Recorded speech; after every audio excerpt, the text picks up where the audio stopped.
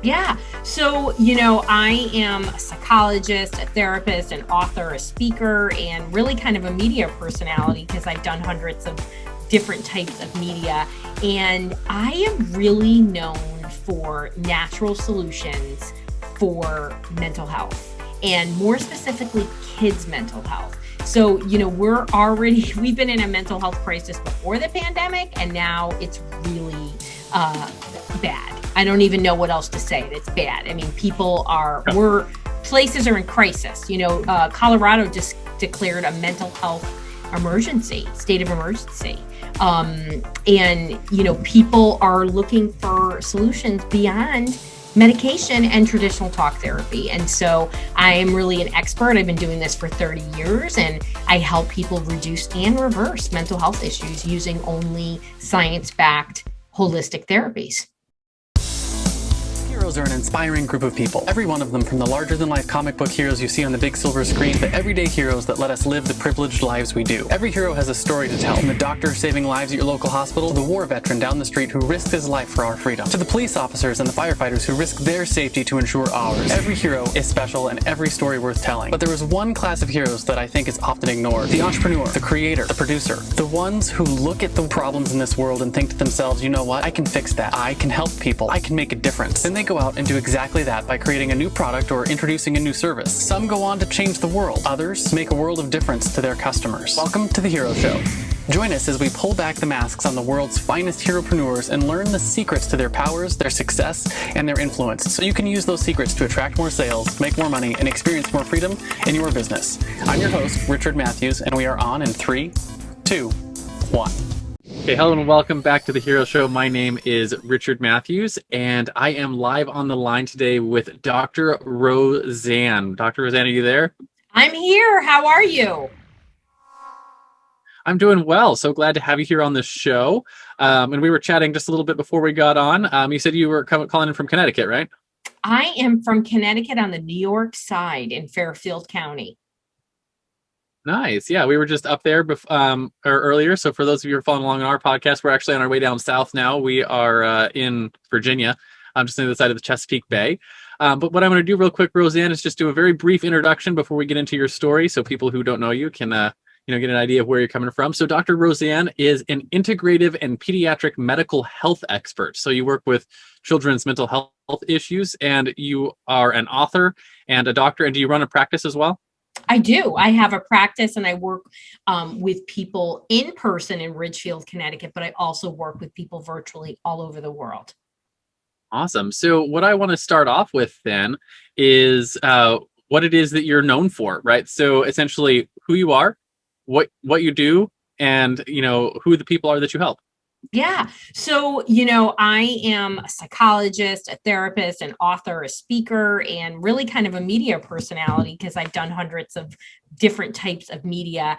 And I am really known for natural solutions for mental health and more specifically kids' mental health. So, we've been in a mental health crisis before the pandemic, and now it's really bad. I don't even know what else to say. It's bad. I mean, places are in crisis. Colorado just declared a mental health state of emergency. People are looking for solutions beyond medication and traditional talk therapy. And so I am really an expert. I've been doing this for 30 years, and I help people reduce and reverse mental health issues using only science-backed holistic therapies. So my first question, and this is only because I have 4 kids who I legitimately think are crazy all the time.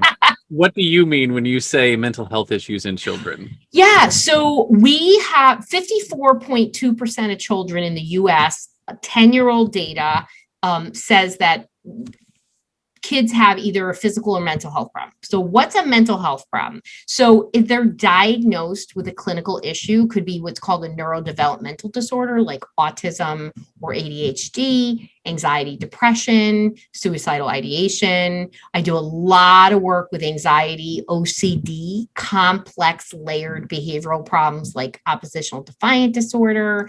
And I specialize in a disease called PANS and PANDAS, which is a sudden onset of a mental health issue resulting from a medical problem, an infectious disease, or a toxic trigger. So, it's got to be a diagnosed clinical issue, even though I work with people who just have stress, because holy moly, in this pandemic, Richard, people are overwhelmed and stressed out. I mean, those are the two words I'm hearing all the time: overwhelmed, overwhelmed, overwhelmed, is a lot on people's plates. Yeah, it's interesting. And after sort of hearing that definition, I know none of my kids are in those categories. Yeah. They're just normal kid crazy. They like to. Your kids are probably like my kids. Like they're joyous. They are independent, spirited kids, right? So my second question, I guess, after sort of getting at a definition of what that is when does a parent know? Like, what are the signs to know when you say, hey, you know what, I need to, like, this isn't normal for a child. Yeah. Such a great... for me, I've got 4 kids. So like when one of them is doing something different, it's really easy to be like, that's not normal. Right. And we need to call a professional. Right. But not everyone is in a situation where they got 4 control group right at home. So like if they got one kid or they're new to this, what are some of the signs that like, hey, you know what, maybe something's off and we need to go seek help from a professional? Yeah. And more people during this time have sought out mental health treatment for the first time in their life, even adults. And so we're becoming much more aware. So what are the signs? First of all, kids show us their difficulties with regulating their emotions or behaviors or attention. They're not going to tell us, I'm sad.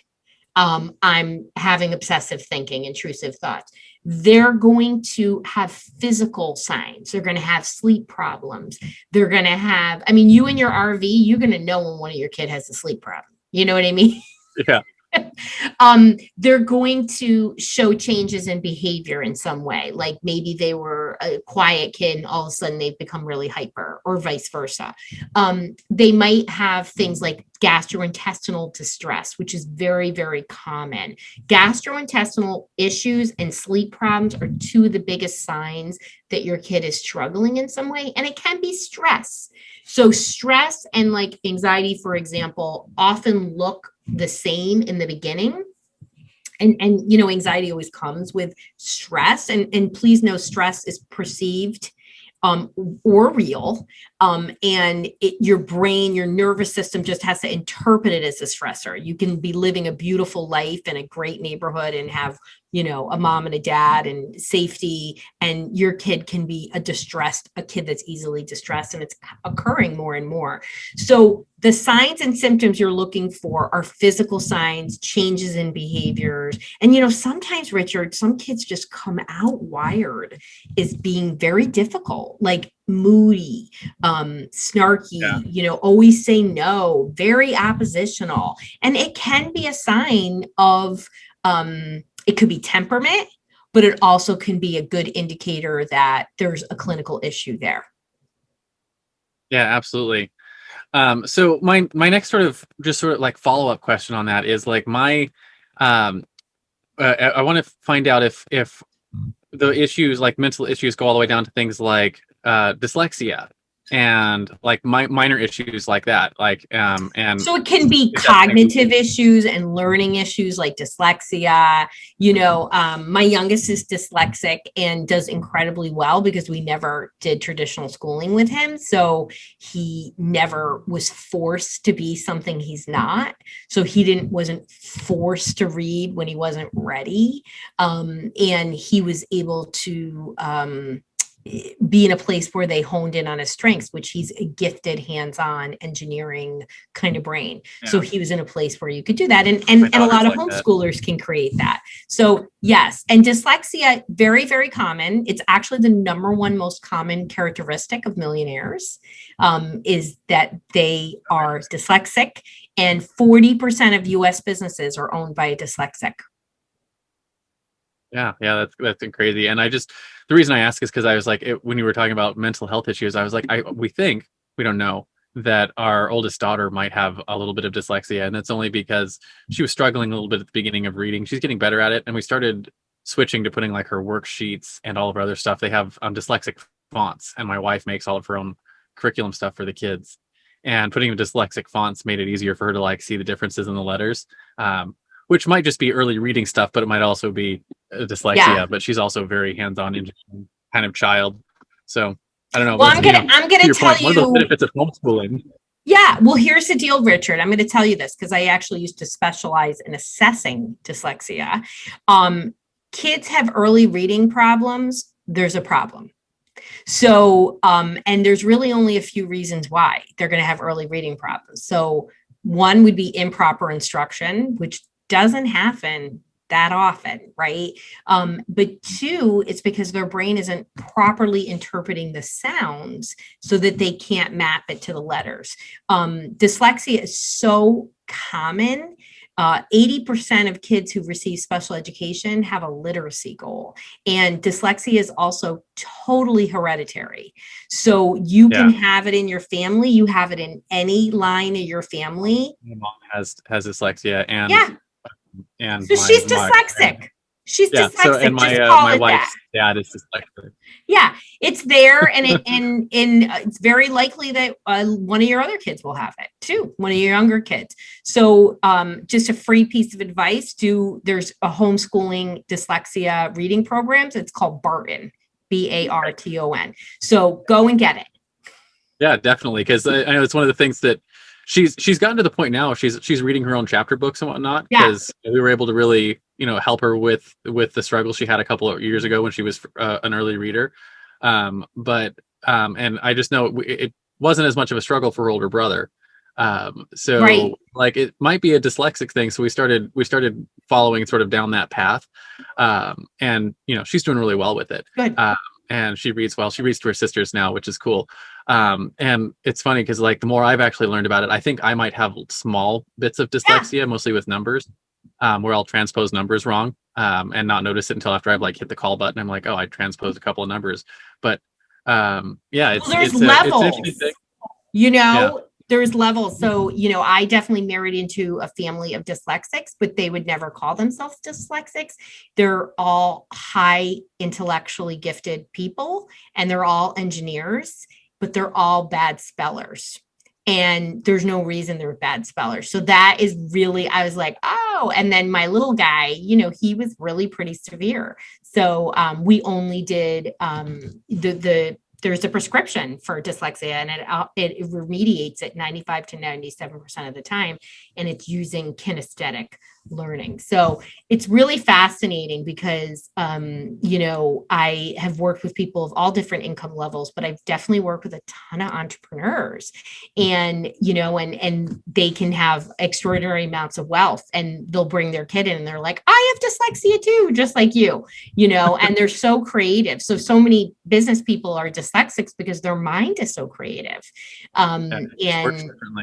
Yeah, and they tend to have a higher IQ than normal. So they're smart and they're creative.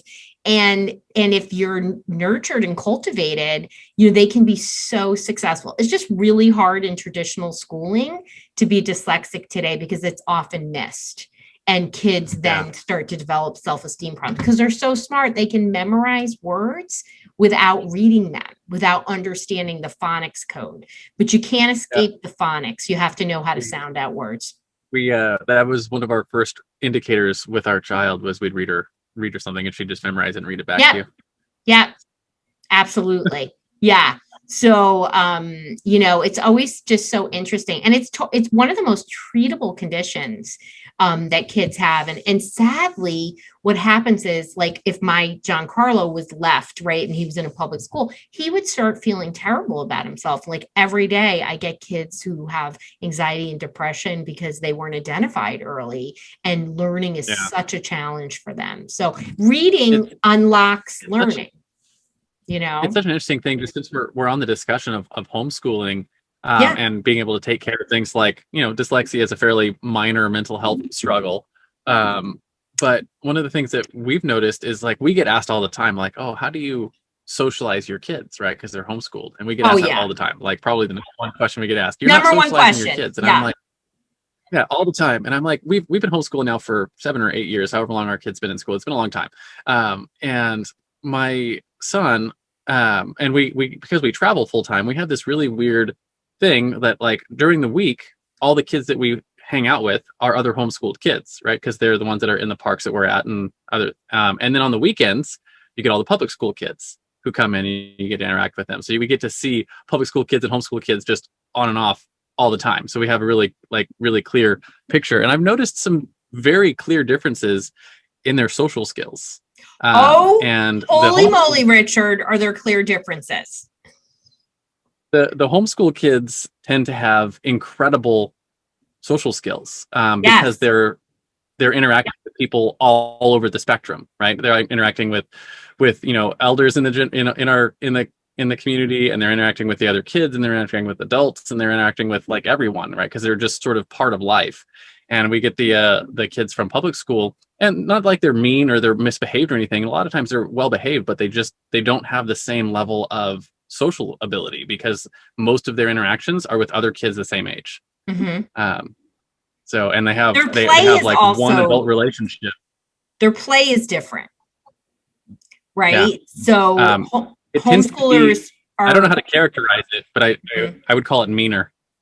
Well, yeah. Well, we're not enculturating kindness in the world, not in 2021. As somebody cut me off getting on the ramp today and flipped me the bird, I was like, you cut me off. Like, why are you flipping me the bird? It was so funny with my kid. It was hysterical. But they're homeschoolers because there's time, right? So let's just get this clear. It takes 1 to 2 hours of homeschooling, the instruction, to equal the amount of learning in a 6-hour school day. Okay, so 1 to 2 hours of direct instruction equals 6 hours in a school day.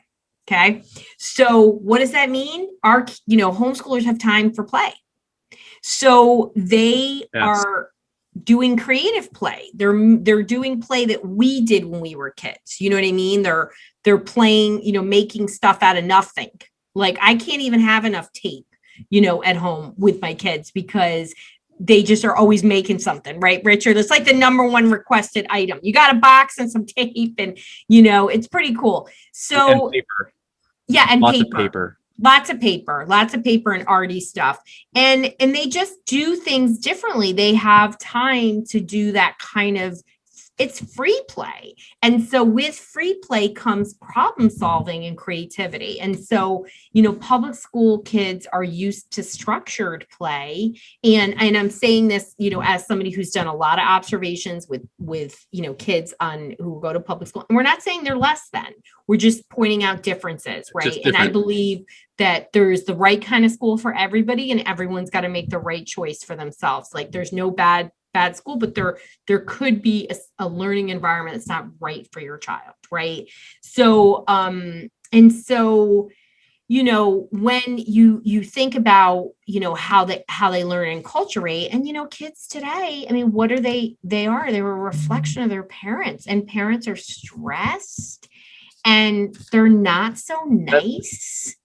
That is probably, I said the word meaner earlier, but when you think about it, like when you like looking back and like watching my kids interact, the kids that come out of public school seem stressed, and when they end up in the campgrounds with us and the other kids, they're blowing off steam. But also too, the role modeling, the lady had kids in her car today that flipped me the bird. You know what I mean? Like it's that same kind of intensity. They don't have they don't know how to self-regulate, Richard, because they're not given the same opportunity. Play is a way for kids to learn how to regulate, right? And if we want our kids to be successful in any area in life, social, academically, work-wise in the future, they have to learn how to regulate their nervous system. And play is a key, factor in that. What's really fascinating about that is one of the things that we talk about on this show all the time, because it's something I've had to learn as an adult, because I grew up in public school, and I connect with what you just said a lot, is that I had to change one of my mindsets, and that because it's something that you're taught in school, is that play is a reward for work well done. But in the real world, play and rest is a requirement for doing good work. And you have to flip that script in your head, and you have to really understand that, like, hey, you have to give yourself permission to play. Give yourself permission to go on the walk with your dog, or go outside and roll in the mud with your kids, or do those things, and realize that when you come back from recreation, is when you can do your best work. Yeah. And yeah. It's all, I'm the brain lady, right? And I everything I do is neuroscience informed. I wrote this book called my latest book is called It's Gonna Be Okay. And it has 40 pages of research in it, single spaced. Okay. And I don't mess around because I want people to know, like, there's a lot of science backed things that are safe and natural and can really change things and even reverse symptoms and issues. And so that's often shocking to people. Like, I have to talk them out of taking a medication. Like, they're ready to go down the pill, train, pathway, instead of being like, oh, let me try some medication. Oh, it's not going to work. And I'm like, well, hold on. There's a lot of research. And, the basis of all this is that we've dysregulated nervous systems, right? And I know there's a lot of entrepreneurs that listen to this. And, I think that it's really interesting. Like, I'm on Clubhouse a lot. And, in the beginning, I would just be in these rooms and they would all talk about, wait, I was doing this, I was doing that. And I had to learn that I had to go to therapy. I had to learn that I had to do breath work. I had to learn I had to do biofeedback. Like, in the end, they pushed, just like what you're saying, Richard. And then they realized, well, I'm not able to be my best self, and my brain doesn't work well, and I can't achieve financially, emotionally, socially. I can't achieve at the levels I want to if I don't calm myself down a little bit and feel good in my body.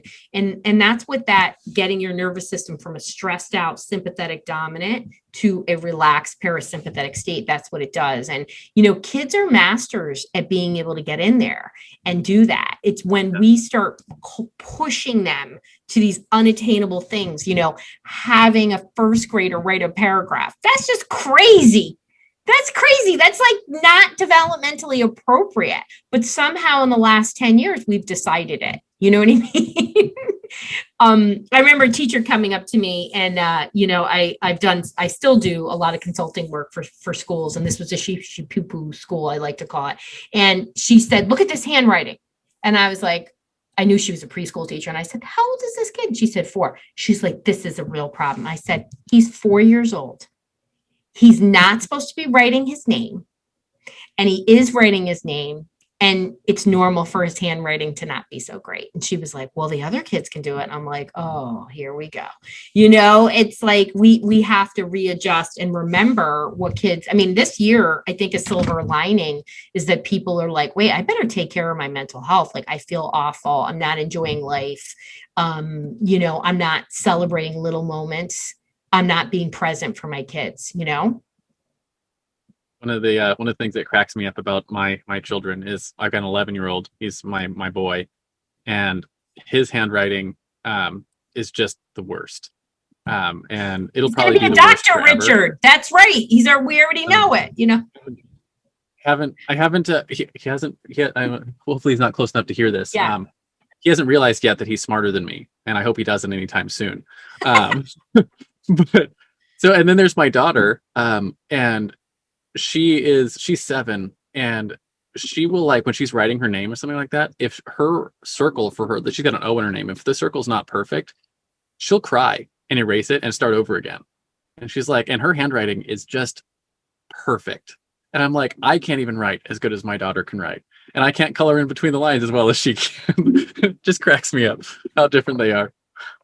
Oh, and they come out who they are. And we have to celebrate and hone in on our kids' strengths, and your daughter, she puts pressure on herself, right? She's got that perfectionist tendency. You've got to watch that and balance that, because you want a little bit of anxiety is good, but a lot, when it's holds you back, is a problem.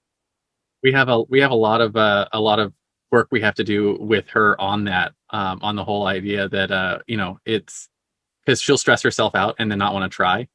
Yeah. And we have a lot of little things like it's, it's okay to get things wrong. Yes. It's not okay to not try. Right. And because she's like, she'll be afraid of getting something wrong, so she just won't do anything.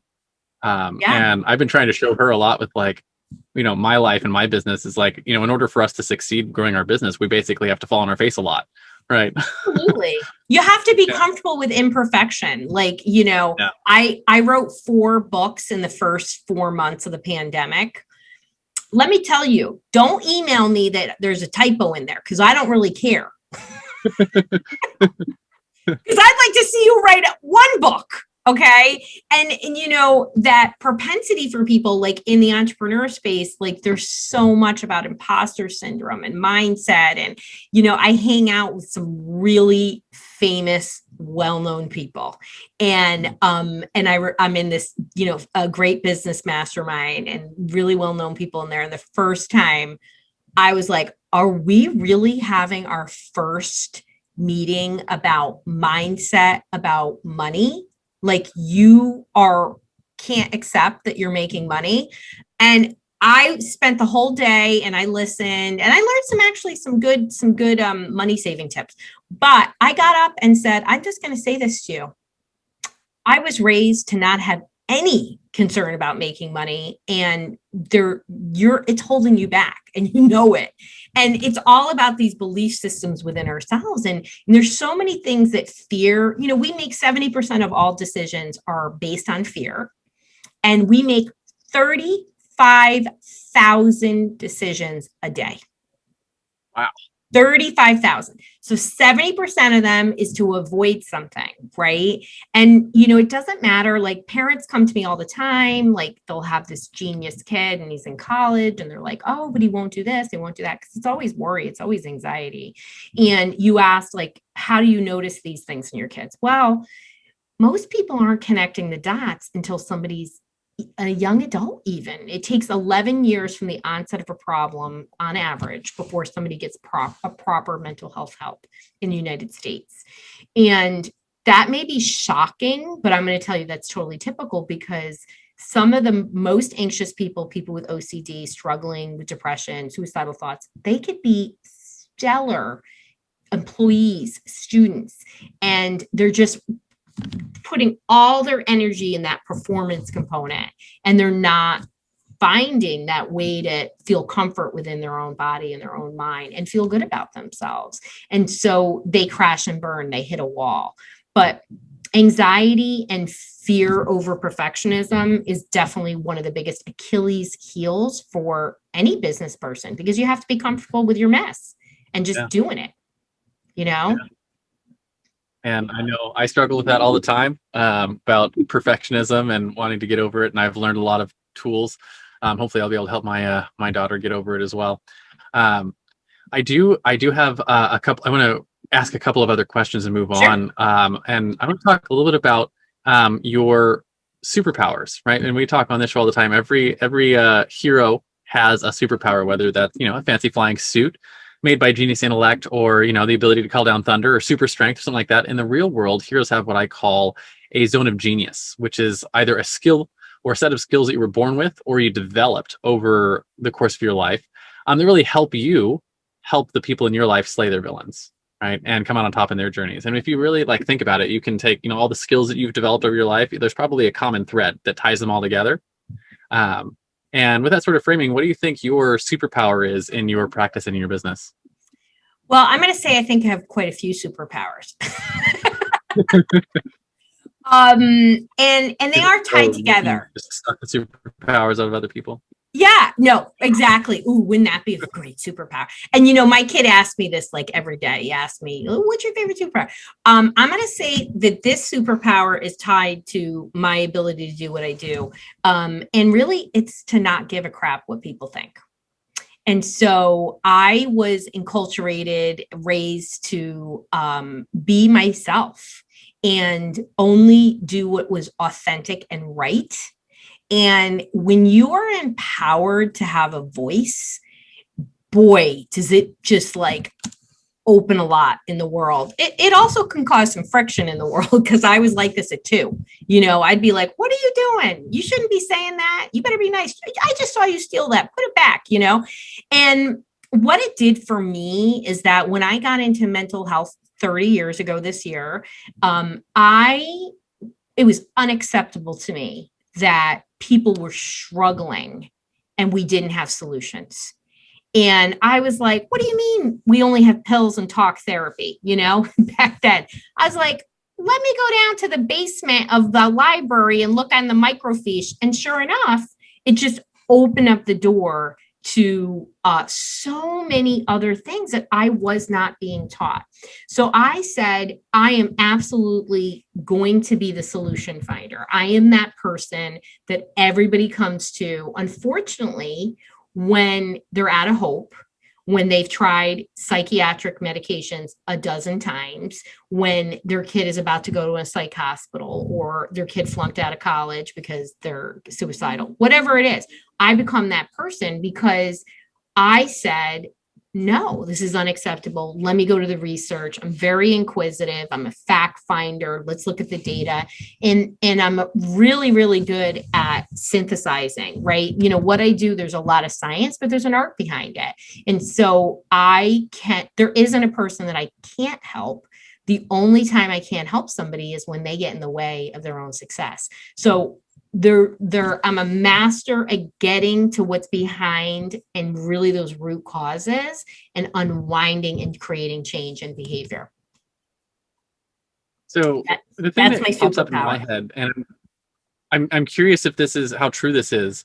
But one of the things I've found is I started working with a health coach a couple of years ago now, and really getting my health in line. I wasn't unhealthy. But I wanted to be like top notch, and started working on, getting, to the best physical fitness that I could be in. And he started with a lot of like really crazy stuff, like clean your liver, clean your gut, clean parasites, and like all those things. And he's like, and then we can start, because once you get that stuff, then you can start working on physical fitness. And then we're working on like hormone treatments, not like treatments, but like figuring out how to make sure your body is doing what it's supposed to do all the time.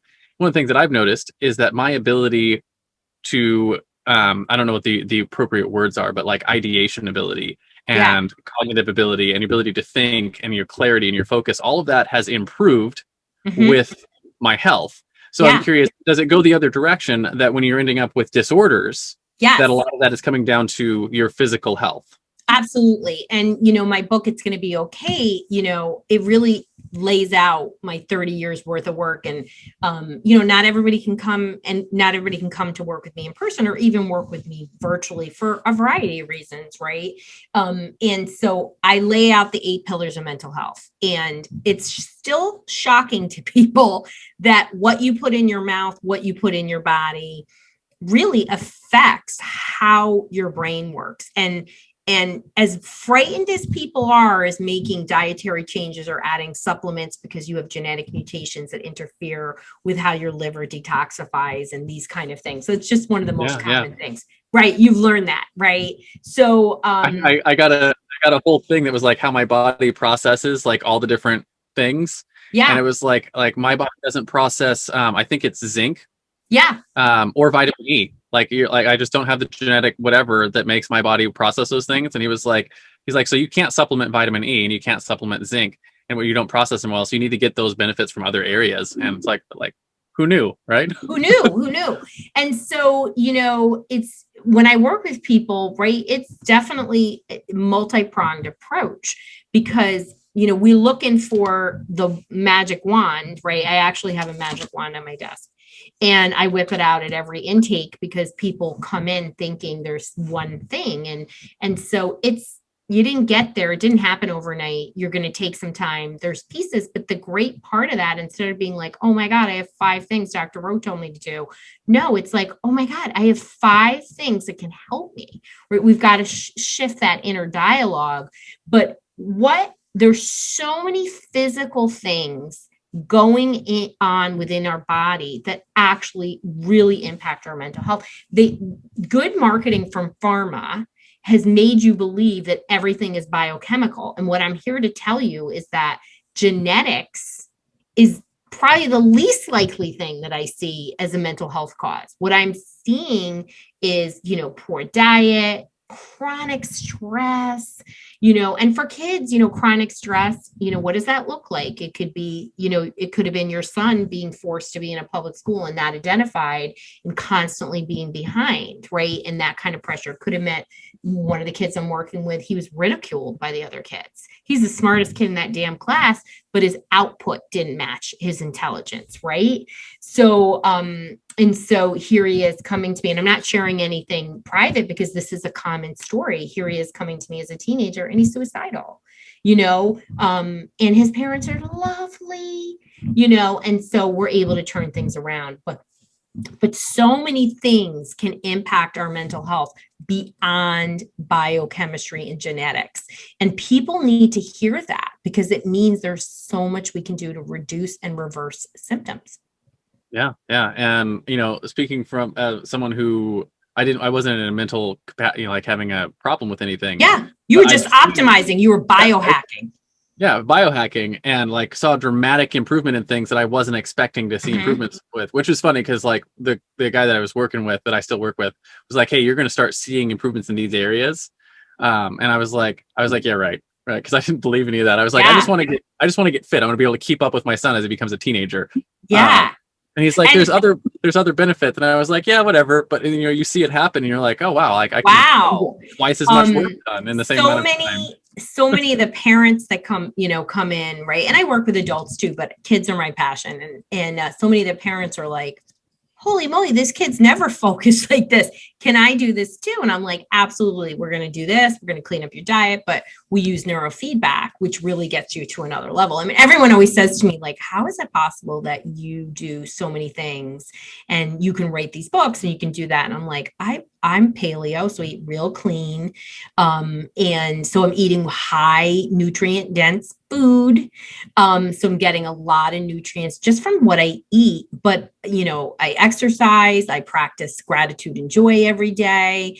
And I've done a boatload of neurofeedback. And neurofeedback is a way to get your brain to regulate and really optimize. It's something that all the astronauts are mandated to do before they go to space. All the major athletes do it. And it just gives you a clarity and a focus and a lightning speed to your processing.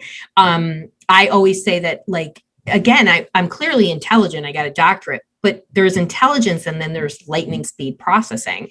And that what it does is it changes the neural connections and the pathways. So there's so much more in the world for people, and it's accessible. There's things people can do. Yeah, yeah. And you have a tremendous amount of potential in this, you know, body we were given. And when you really learn how to fix your health, you can do a lot. Yeah. And these are all anti-aging things. So these are things that I use all the time to address clinical issues, regardless of age, dysfunction. There's no way you can't improve to some degree with these things. The degree of improvement is unique to each person, but these are also the same tools that we use for anti-aging. Like, why is it that like Jane Fonda is like looking amazing in her 80s, besides her facelifts? But she's eating super clean. She's exercising. She does meditation. You know, she's really treating her body like a temple, and she's physically and cognitively active. You know, it's really important. So we're going to be living a lot longer. We want to live with a super high quality. Yeah. Yeah. And I hear some of the technology that's coming out nowadays. They're saying, and this might actually lead right into some of the stress too. Yeah. Is I was talking to someone else on our podcast just probably a few weeks ago now, and they were talking about the technology's impact on learning, that kids today are learning at 10x the speed and volume of kids 20 years ago.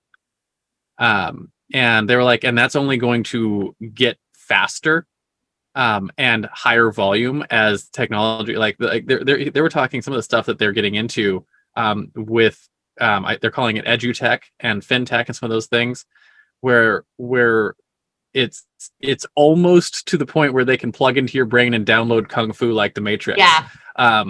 But like that kind of stuff is happening, and people are learning more and learning faster and having to keep up with the change and all those things. And I think, you know, it leads to the kind of stress that you're talking about, I think, but it's also like part of the world. your guest is right to a point, but with over 50% of kids having issues with physical and mental health, they're not learning at the same rate because they're not treating their bodies like a temple. We're giving our kids poor quality food. I mean, lunches in school are like filled with terrible food. Kids are not sleeping enough. We're not getting to those pillars. I mean, I talk all this about this in my book, It's Going to Be Okay. We have to think about the pillars of physical and mental health. And so in order to learn at lightning speed, okay, which is what I talked about, you got to treat your body like a temple. Right. I'm going to tell you that I literally have had many, many occasions where I have almost like an instantaneous download where I do a certain training and people are like, how is it possible that you just got that? And I'm telling you, I'm in a room with people that are MDs and, these are not slackers. You know what I mean? And it's really because of the functional approach that I take, the really clean diet, stress management. So when we are hyper stress activated and your nervous system is in that sympathetic dominant state, our frontal lobes go offline. We are not capable of taking in language, paying attention, or taking action in the same way because of primitive reflexes. Our brain takes its resources, it goes offline, and it's trying to find a stressor. It will ignore your regular job. It will ignore what the body's supposed to do. So we're not, and we saw this in the pandemic because we saw all these kids. I've never seen more kids struggle with focus and motivation ever. So I agree that there's amazing ways for kids to learn. And you can get learning in any way, shape, or form now. Like kids can watch videos, they can participate in things, they can be in classrooms, they can have hands-on experiences. But you got to have the right gas in your Ferrari for it to work properly. And it doesn't, So one of the things that it's always sort of bothered me is like, I know kids, for instance, they're like, they come out with a clean slate most of the time, right? Unless they have some issue genetically or, or a birth trauma, which is very common. Yeah, a birth trauma. Like for the most part, kids, they come out healthy. And so like when you see the kids come out, like my son is fit. And he's fit because he's a kid. And he is he hasn't had a lot of time to mess it up yet. And so one of the things that's always bothered me is when you see some of the young, some of his friends or people that we meet that aren't fit. And I'm like, if they're not fit, because it fits their natural state. Right. And it means they're not getting the good food, right? They're not being active, right? Because like we don't do anything special for our kids to be fit. You're just active. We have home cooked food, you're like, get out and play. Right. Yeah, just go outside and play. Like so when if that's the default state, when they're not that way, you're like, they're not getting the opportunities they could have. Yeah. So I don't know how you fix it. It's a problem we have in our culture. I mean, I think first of all, people have to have an awareness. Like people are like, you're going to tell me I'm not going to have sugar and this and that. And I'm like, listen, there's no nutritional value in sugar. Like you're giving your kid sugar, it was an eye opener to me. We love going to Disney World. I haven't gone in a long time.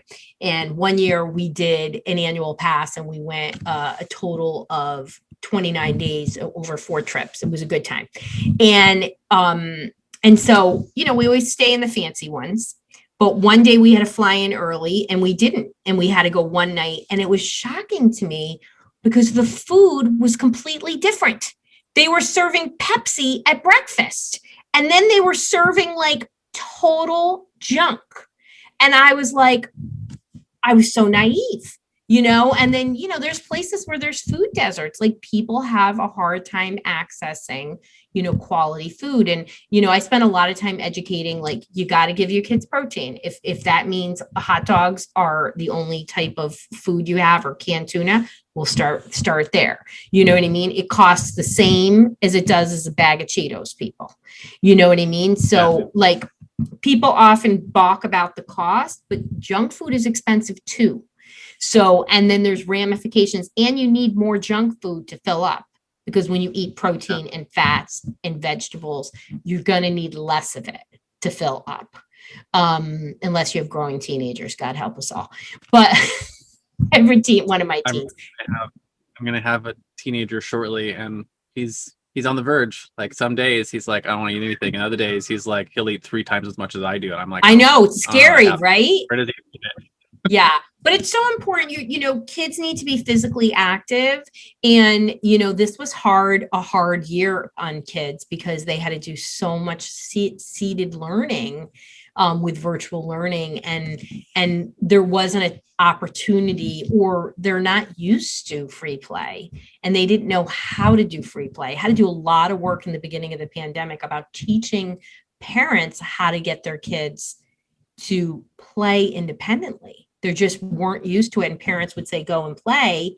And you can say that because your kids know how to, but they had to actually back it up and sit down with them and show up to them activities that they could do on their own. One of the things that I've found really helpful for when we're going around is if you have a kid who knows how to free play, you just stick them in the group. Like my son's that way. Yeah. And then he'll take over. All the kids he'll take over and have them doing things.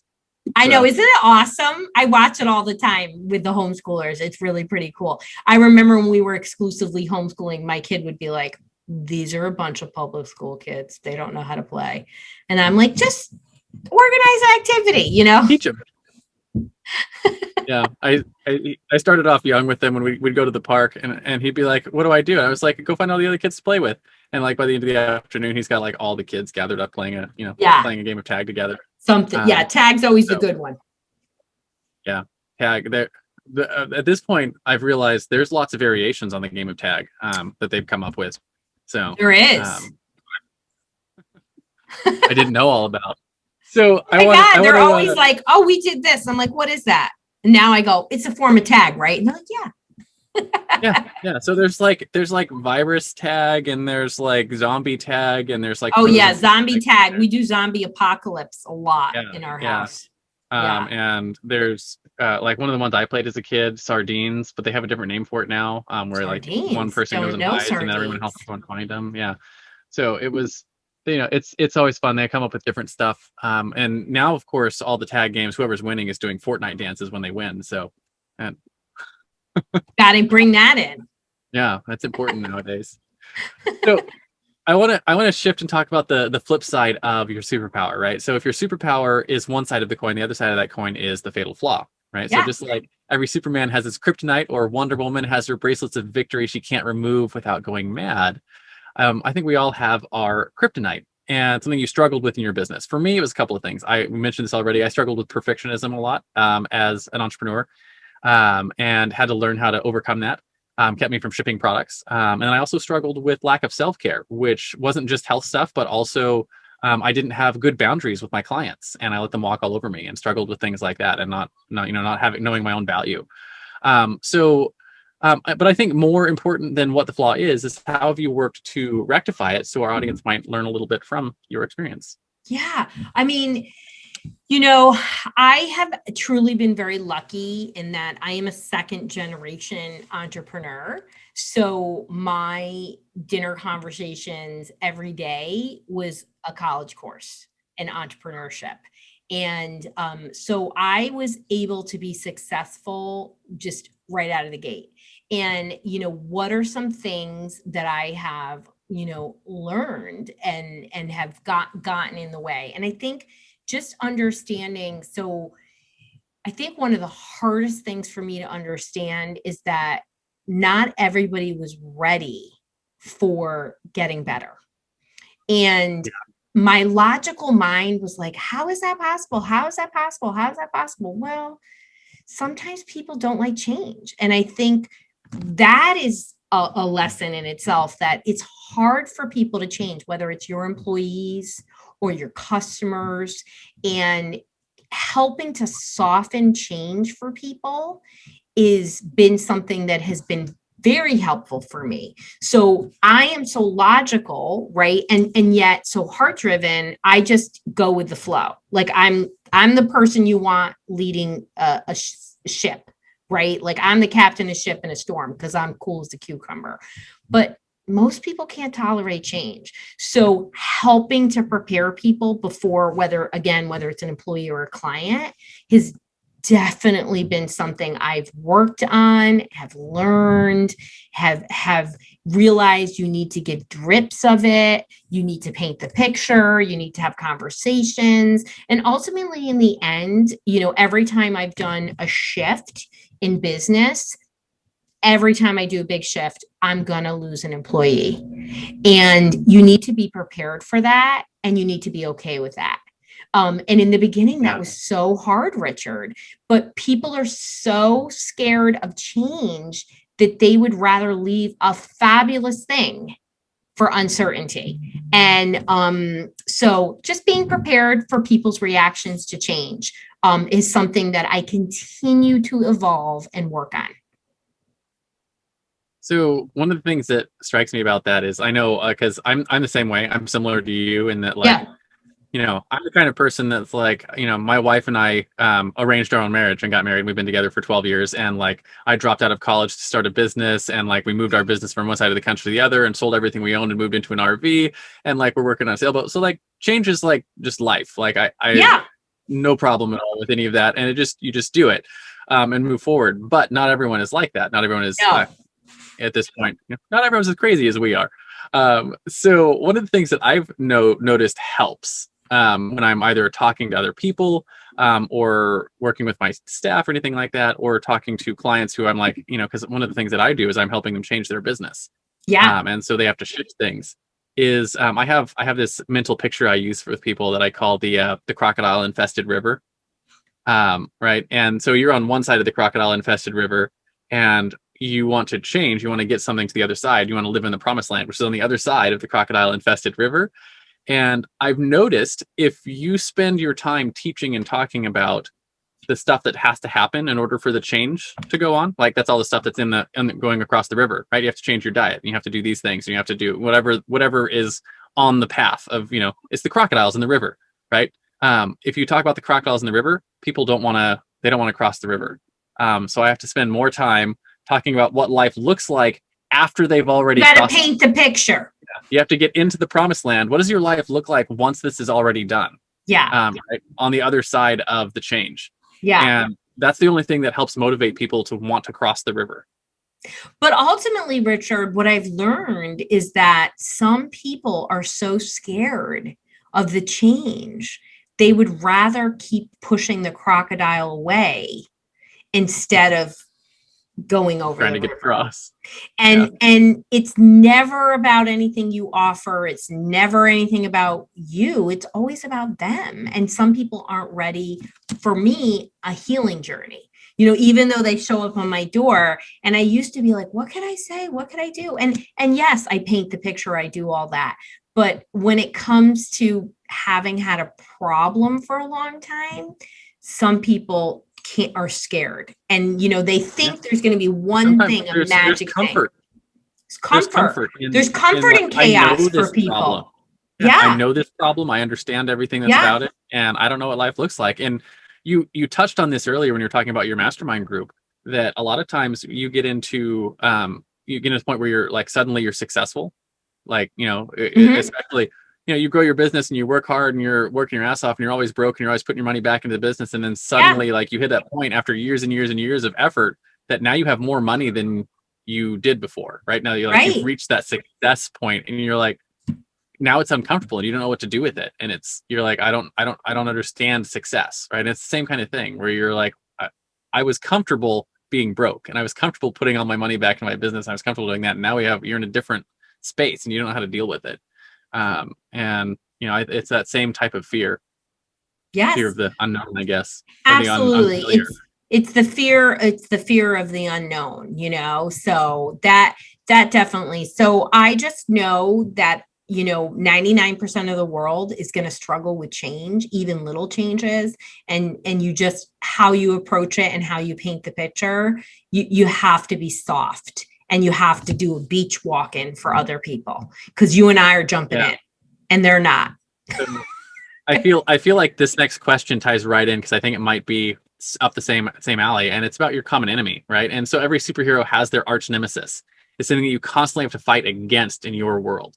Yeah. Right. And it takes a lot of forms, but generally speaking, it's a mindset or it's a flaw that your clients have, the people who come to you, that if you had your magic wand, which I saw you pull out, and you could bop them on the head and not have to worry about that. What is your common enemy with your clients? It's trust. It's so easy. It's trust. They don't trust that the solution will work. They don't trust that they are the CEO of their family, mental health, physical health. They don't trust, and they let fear creep in and say, oh, but there's got to be a pill.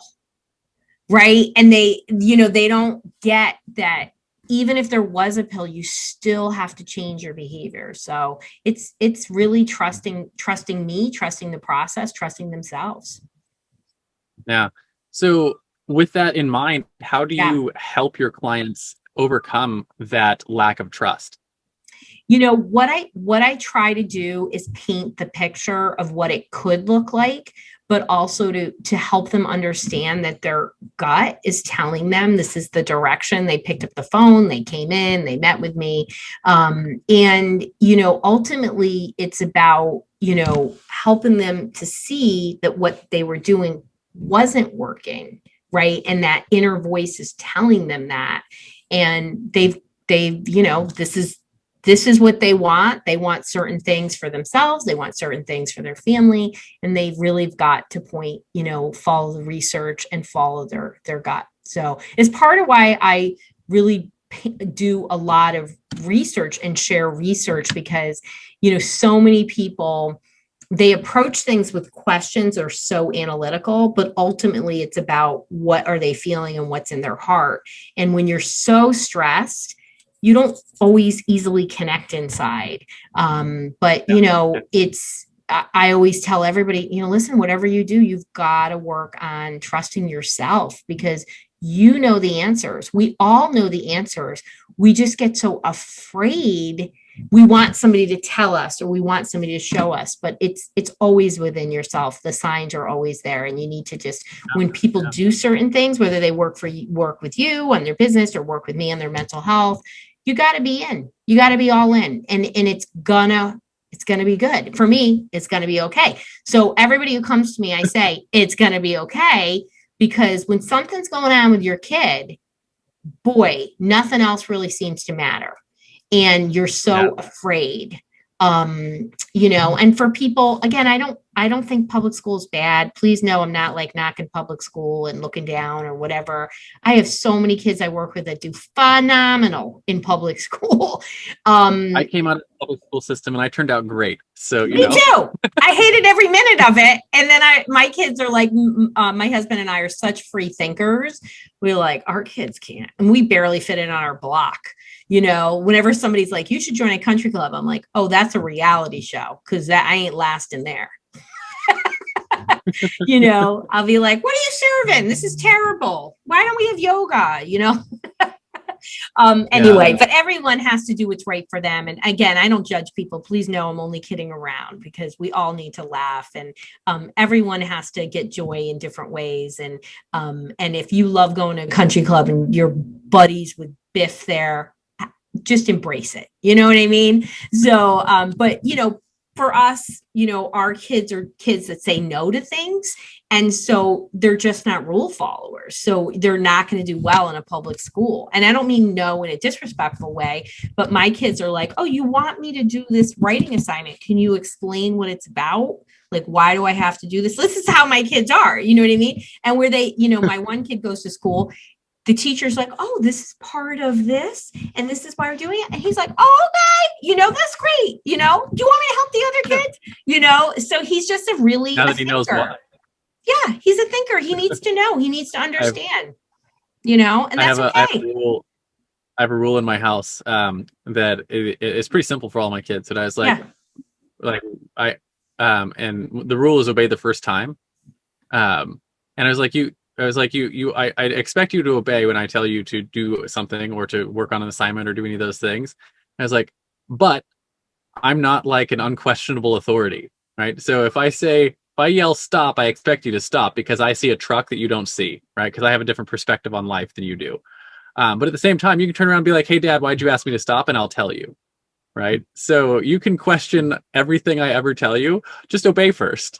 Yeah. And when you I get like older and you that. start That's to cool, have your own actually. perspective. Right.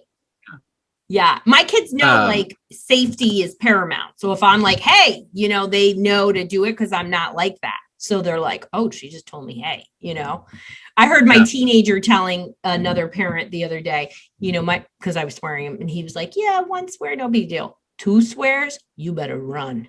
And I was like, oh, that's so interesting that he picked that up on me, because I'm not typically angry. So, yeah, he knew in my his kids know if mind, ooh, it's the middle name. If the middle name comes out, oh, then that's you right. gotta move. That's funny. So I want to talk about the flip side of your common enemy. So if the common enemy is trust, that's what you fight against. The driving force is what you fight for, right? It's just like Spider-Man fights to save New York, or Batman Yeah. fights to save Gotham, or Google fights to index and categorize all the world's information, and now it's all of its people and everything else. Who knows what else they're categorizing? But what is it that you fight for in your business and your practice with your Yeah. books? Well, I'm on a mission to change the way we view and treat mental health. I mean, that's what I talk about every day. And I want people to understand that there are natural solutions that work and that can really start changing things from them, sometimes on day one. And I don't want them to be so stuck.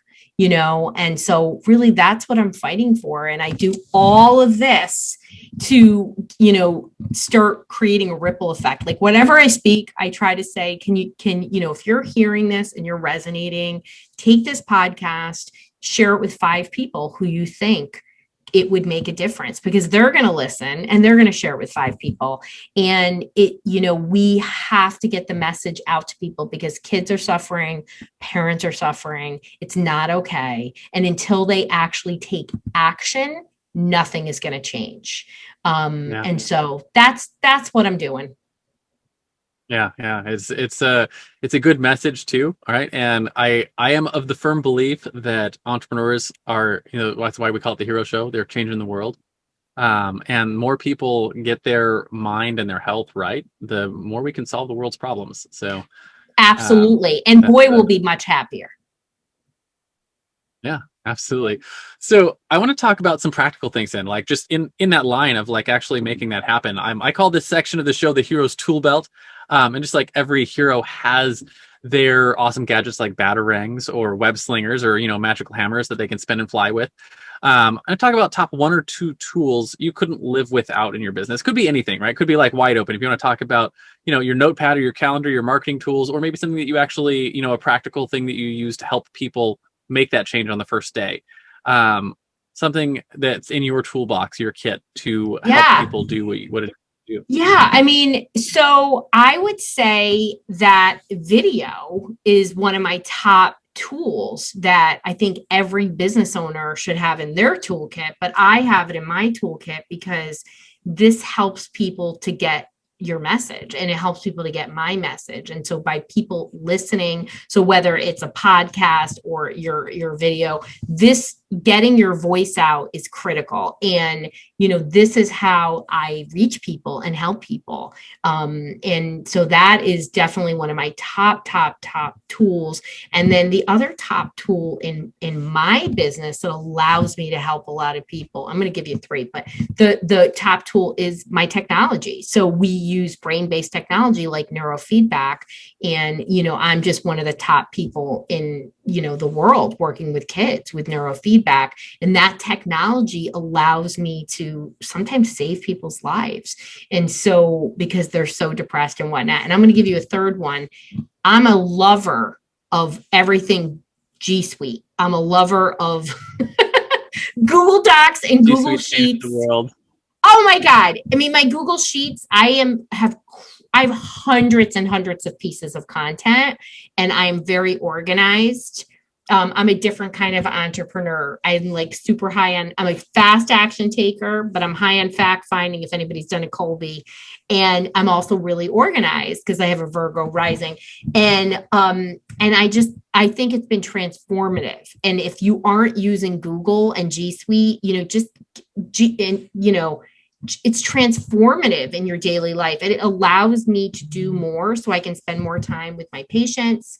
It allows me to better communicate and work with my team. It's awesome. I love it. It's awesome. I don't know what we did with before. I hate when they make me, my book editor makes me use Microsoft Word. I'm like, really? You're like, I don't want to open the document and then make changes and then email it back to you. And then you make changes, 2 copies of the document, and in our life, it just spirals out of she's always sending it back to me like that. And I'm like, well, we use the shared thing, not, so it's awesome. It's awesome. I love it. So I have a question about the second tool you mentioned, which is what you called it neurofeedback. Neurofeedback. So what is that? Is that something like you matrix, you plug it into your brain kind of thing? Pretty much. No. So neurofeedback is technology that allows the brain to regulate, and how it does it is through a process of measurement and reinforcement. We have technology that you put sensors typically on your ears and on one or two places on your head. And it gives the person feedback every time they produce a healthy combination of brainwaves. And so within 2 to 3 seconds of a person doing neurofeedback, they're going to get their brain's going to literally produce the exact healthy combination. So somebody who's focused all of a sudden becomes focused in 2 to 3 seconds. And the feedback is a movie playing. So the movie won't play if you don't produce this healthy combination of brainwaves. And it's used for everything from ADD to concussions to anxiety, OCD. And we treat a lot of clinical issues, but we also just do peak performance training. So, I get executives who are like, what do you mean you wrote 4 books in 4 months? And I'm like, well, I've done hundreds of sessions of neurofeedback. And it allows you to go to a higher level of consciousness. And really what it does is it allows you to have more neural connections, more neural networks. And that's what Einstein had. Einstein had a genetic defect that allowed him to have 400 times the amount of neural networks. So you can develop those? You can develop those, and neurofeedback does it. It's pretty amazing. Here's my curiosity then. Yeah. People who listen to the show are like, I need to get started on neurofeedback. Is it like something you go down to Target and you pick up a neurofeedback? No. Like, so I work with people remotely. There's 2 ways people work with me. They either drive to my center, and sometimes people are like 6 or 7 hours away and they drive, and I brain map them. Or like my people, I have somebody in Saudi Arabia and China right now. And you got to be in a decent time zone. I don't know if I'll do China again, but Hong Kong. But we do what's called a brain check, where we do statistical measurement. We do averages, and then I know where to train the brain. You got to know where the functioning is in the brain. So we know exactly what the brain does. And so we can say, oh, this area is overworking and this area is underworking, and then we know where to train it. And then I mail people equipment, or they pick up equipment and they're using their equipment remotely. Some people are close enough to drive in. Like, we're not far from New York City, so people come from New York City all the time. Really fascinating. So fascinating. And you need to do at least 20 sessions or it's a waste of your time, because the brain is rigid and needs time to learn. And it wants to be in its cozy set point, its homeostasis, whether it's healthy or not. But it's this is why the astronauts are mandated to do it before they go to space. And even though a lot of athletes start doing it because of a concussion, you can just get to this whole other level of consciousness. It's pretty incredible. Like, it's hard for me to describe to people. And then when I get like an executive and they do it, they're like, oh my God, Roseann, it's just exactly what you said. Like, you feel like everybody else is in slow-mo. And I'm like, oh yeah. Like, and you get, what's great is it's calm focus. So you're not jacked up. You're just processing very efficiently. So I always try to say to people, you might have 1 good highway or 2 good highways. You're now going to have 50 good highways. So no matter where the traffic is, you can go around it. And one of them, maybe 10 of them are the Autobahn. You know what I mean? So it just gets that clarity in the connection. You have a lot more aha moments. So when you say it's like the Matrix and downloads, I'm not kidding. There are many, many times. Like, I'm doing a class right now. My friends are like, we went to the same training. And I'm like, yeah, but I do neurofeedback,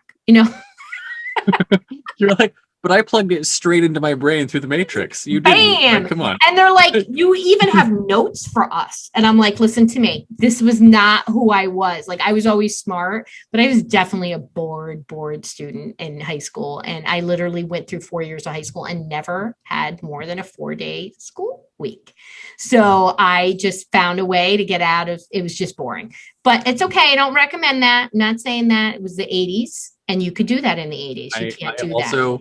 I also found it boring, but Yeah. I went all the time, but I hacked it. So I was like running businesses and buying candy and selling it on campus and doing other things. Oh, you were the candy seller. Was a candy seller, and like when we had the Renaissance Fair, I signed up for the water cart because I knew I could make money doing that one, and because I didn't care about the Renaissance Fair, I wanted to make money. So that's where I was at in high school, and I was like, all of my group of friends were like the valedictorian and the salutatorian, and like that was, I was with the uber nerds, and I was uber nerdy, but like my GPA was like a 3.2. Yeah, that wasn't terrible. Trust me. No, it wasn't bad. It was just like, it was just enough that my dad was happy.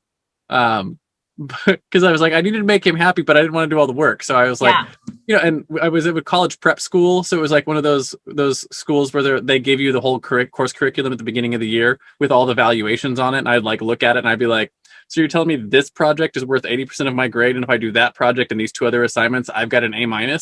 I'm like, bam, and then, done. Boom. I'll do those 3 things and I won't pay attention to anything else.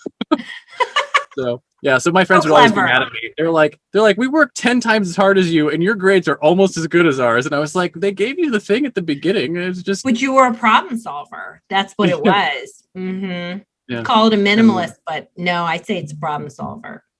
Wherever that is. That's what, yeah. So anyways, I had a similar thing. I didn't pay a lot of attention in school. Yeah. Because I was bored and I had other things I wanted to do.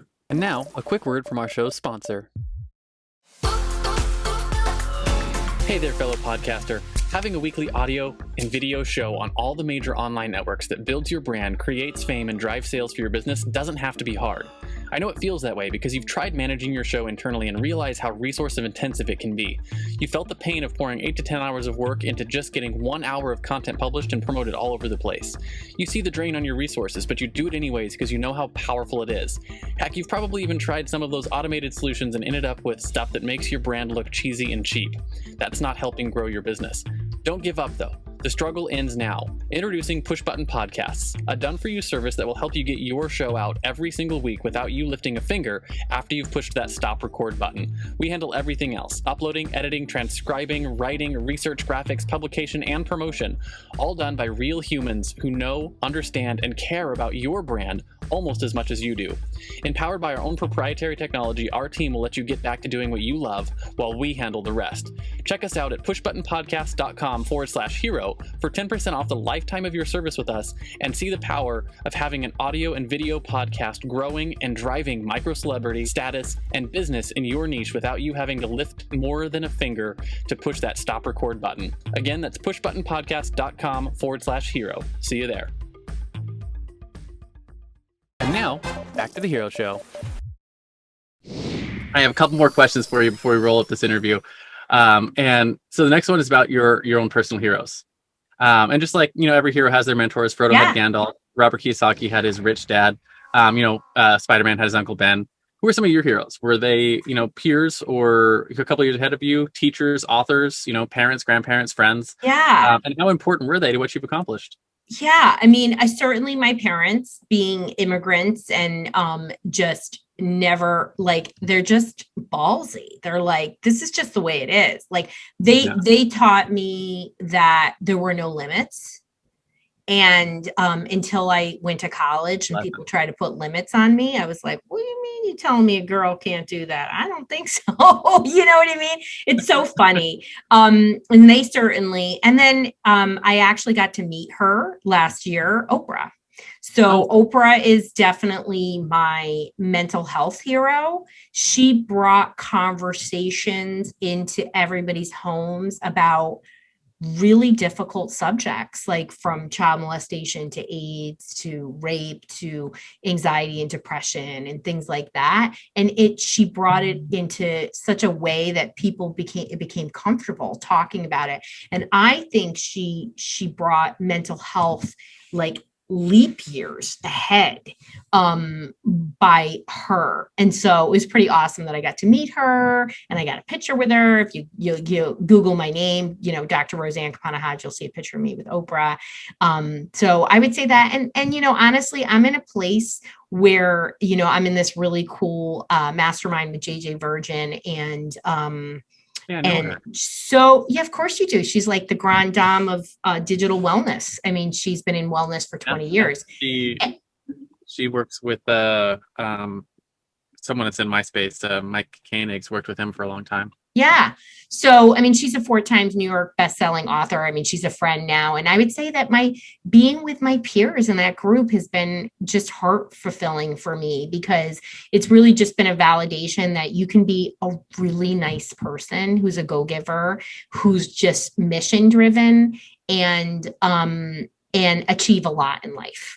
And so I get to be with other people who are go-givers. And it's just been one of the best things that has ever happened to me, is to be with so many other people who have their own health missions, but just are such kind, caring people. Yeah, absolutely. It always strikes me how the people that we consider heroes in our lives are not always like people that if you went and asked them to be like, hey, did you know that you were Dr. Roseann's hero? They wouldn't be like, yeah, of course I know I was her hero. Right. And they're just people who are living their lives, and their impact that they have on you it's incredible. And so it always just reminds me to be the kind of person that's worthy of being someone else's hero. Yeah. Because who knows?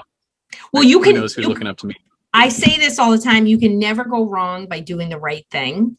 And, I try to go out of my way to be kind to people, because I've learned that people can look like it's all okay, but in the inside, it's hard. And so I've just been struck by how many people that have said to me, that I am so touched by you that you went and did this. And, in my mastermind, the first year I got the Go Giver Award, and I was like, this is amazing. Like, I got the nicest person award, really, and I was like, oh my God, that's so awesome. You know what I mean? So I also got the Mover and Shaker Award, but, it is, we do have an impact on people. So just go out of your way to be kind to people. Oh my God, people are so distressed right now. And it has such a reciprocal, like a ripple effect. And you have that power. Absolutely. So as we wrap up the interview, I want to talk about one more thing, which is your guiding principles, right? And one of the things that makes heroes heroic is that they live by a code, right? For instance, Batman never kills his enemies. He only ever puts them in Arkham Asylum. So as we sort of wrap up, I want to talk about the top maybe 1 or 2 principles that you live your life by. Maybe something you wish you knew when you first started out on your own hero's journey. I'm going to tell you that I am very blessed with knowing about things, like having a sense of divine downloads. And so I have always had, just a purposeful kind of that's just the way it is. So I would say one of my guiding principles is, if it's not a hell yes, it's a hell no. And I think that's one of the things that entrepreneurs really struggle with, as they want to, everything's an opportunity. Everything is need to please people. I struggled with that a lot. Yeah. And I very blessed, because my parents really kind of again, when you parent your kids to be independent, they really get a strong sense of self. And so that is really important. And I think I've really come to love what I said, that, you can never go wrong by doing the right thing. And just, I've really come to value integrity as the most important thing for the people in my life. And the team members I have. It's a deal breaker in the interview process. Like, how do people describe integrity? And, it's just so important. And when you're a leader and you have a business, there's times when you get burned by people. And so I just really have tried to keep people, I only have people with high integrity in my life. And so it all starts with, are you doing the right thing? Right. And you're going to magnetize those people to you. So those are my guiding principles. And you often hear me say both of those things multiple times in a day. Yeah. And I always like the mental picture I have for integrity is just like straight out of the dictionary definition. Like, integrity is something that you can lean on and it stays there. Right. Like your walls, your house, your chairs. Yeah. Like, if you sit on the chair, it has integrity if it stays a chair when you sit on it. Right. Like, memory foam mattresses don't have integrity. Like, they sink in. And like, it's, which is good if you're sleeping, but not if you're. I was like, I love my memory. Yeah, they're nice. They're nice when you're sleeping on them. But so, anyways, it's just in my head. I was like, I want to be the kind of person that someone else can always lean on. Can trust to be there. Absolutely. Right. And do what you say you're going to do. You're going to be there when you say you're going to be there. And when, excuse my French, when the shit goes down, they know who to call. Absolutely. Because you'll be absolutely. And on the entrepreneur journey, you're an entrepreneur means you're a leader, right? And so, as you shift, as you grow, as you bring wealth, as you have success and notoriety, you're going to see change around you. And sometimes people can't handle that. And you wish them well, you give them good intentions and blessings, and you move on, because always remember it's about them and not you. And so that's been one of the hardest things. And that's why I really am moved in a completely different direction with, not that I didn't have, but it's that change component. There's so many components to it, but it's important. Integrity is a really important thing. When I think of the best people in my life, they just have super high integrity. They say what they do, exactly what it is. And they're so trustworthy. Like, they're just good people. Like, who can you call at midnight? You know what I'm saying? Like, they're that kind of people, because I'm the person that you call when you want to bury a body. I'm that friend. And I only want those kind of people in my life. Yeah. Yeah. I'm not recommending you kill anybody, but you know what I'm saying? Yeah. But you know who to call, right? You know who you would call if you need to bury a body. Yeah. So I think that's a great place to wrap the interview. But before we do that, I do finish every one of my interviews with a simple challenge. I call it the Heroes Challenge. And I do this mostly as a selfish thing to help get access to stories I might not find otherwise, because not everyone is out doing the podcast rounds, right? And so my question is simple. Do you have someone in your life or in your network that you think has a cool entrepreneurial story? Who are they? First names are fine. And why do you think they should come share their story on our show? First person that comes to mind for you. Oh, my girlfriend, Shelly. So she's from Shelly Gawith. She is from New Zealand. I'm going to introduce you her. And I just think she's a hero because at 27, she had 500 employees in the financial industry. Wow. And she fell apart physically. And I'll let you tell her story, but she could only stay awake 10 minutes a day. And her doctors told her parents, we don't know what's wrong with her, but she's probably going to die. You're just going to have to let her go. And they were like, this is ridiculous. So fast forward, she is the picture of health. She said that's not okay. And she became a functional nutritionist in a country where, they're just not. Integrative nutrition is almost like a new concept for them. And she changed her whole life and her whole career. And so she's an amazing entrepreneur. So, really cool thing. She really took a dark time and not only healed herself, but made a career out of it. Yeah, that'd be awesome. I look forward to in the introduction. Hopefully she'll say yes and come on the show. Oh, she'll say yes. She's my bestie. So not everyone does. Sometimes we're like, yeah, they're not very interested in that. But my friends are the kind of friends. Don't forget, my friends. I just have to ask, and they say, "Of course." They're just that kind of friend. Body on the hero show.